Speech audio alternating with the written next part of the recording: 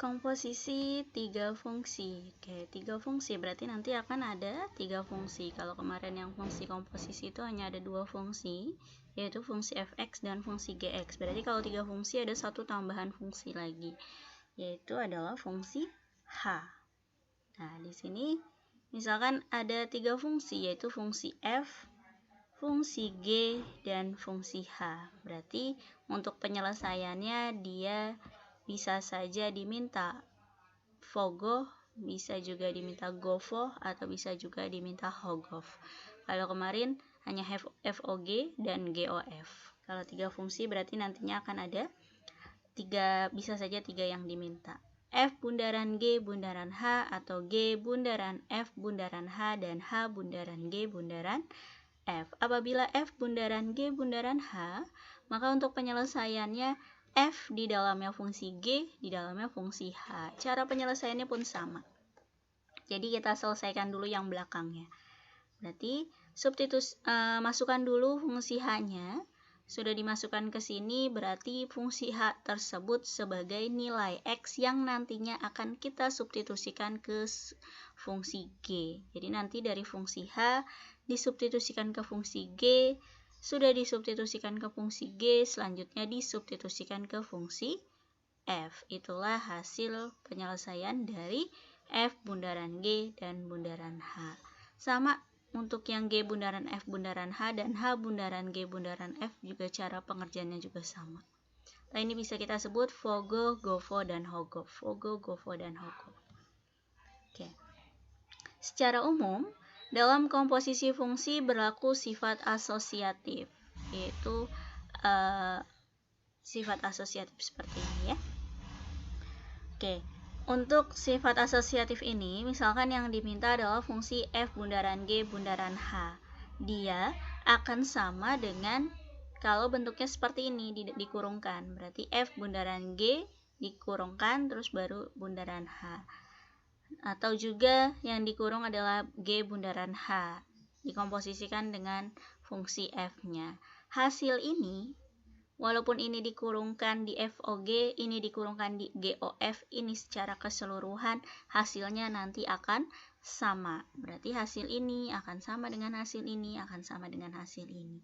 Yang beda hanya cara pengerjaannya saja.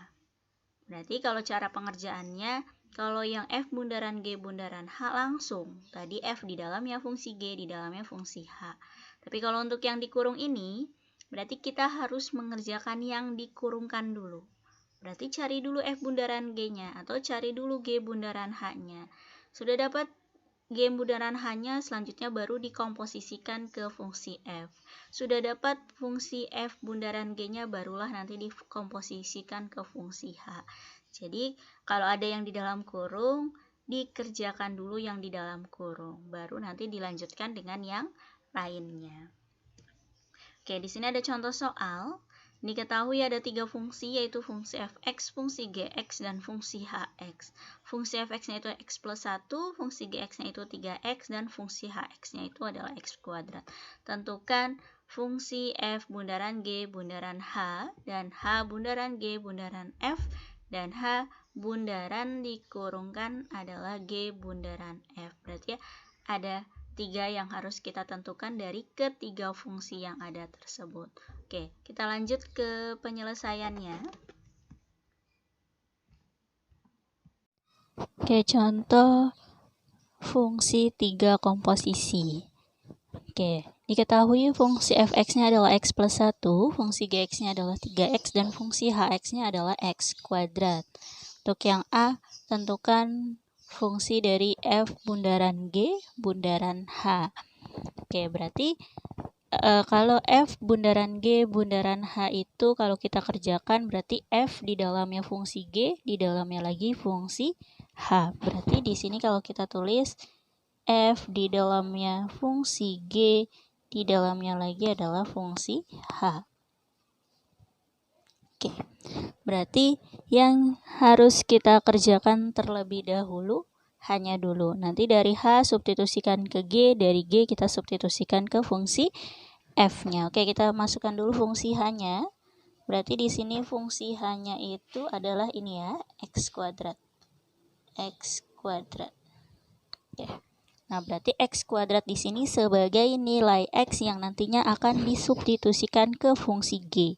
Fungsi G-nya berapa? 3X. Berarti X-nya di sini kita ganti dengan X kuadrat. Berarti F 3 kali X kuadrat. Berarti sama dengan F 3X kuadrat. Oke. Sudah disubstitusikan seperti ini, selanjutnya 3X kuadrat di sini sebagai nilai X yang nantinya kita substitusikan terhadap fungsi F-nya. Fungsi F-nya berapa? X plus 1. Berarti X di sini nantinya kita ganti dengan 3X kuadrat. Oke, berarti di sini menjadi 3X kuadrat ditambah 1. Selesai. Ini adalah fungsi dari F bundaran G bundaran H. Oke. Yaitu hasilnya adalah 3X kuadrat plus 1. Oke, lanjut yang B. Kalau yang B itu berarti H bundaran G bundaran Fx. Berarti di sini H di dalamnya fungsi G, di dalamnya lagi adalah fungsi Fx. Fx-nya berapa?